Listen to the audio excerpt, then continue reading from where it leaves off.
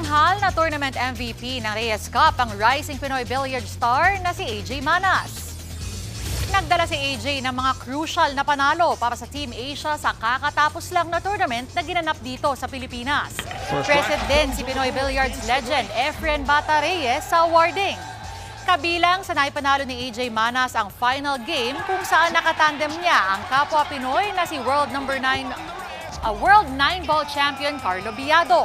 Na-upset din ng 18-year-old na si AJ ang world number 1 sa billiards na si Feder Gorst. Nagpapasalamat naman si AJ sa team captain nilang si Django Bustamante at sa kanyang mga teammates. Hindi talaga makapaniwala na ako yung MVP. Tsaka first time ko rin makalaro ng Reyes Cup.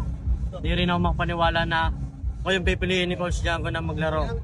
So yun, buenas tayo, nakuha natin yung MVP. Maganda yung nilaro natin. So tingin ko, deserve ko naman.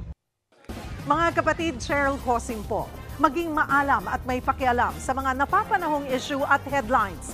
Mag-follow at mag-subscribe na sa social media pages ng News 5.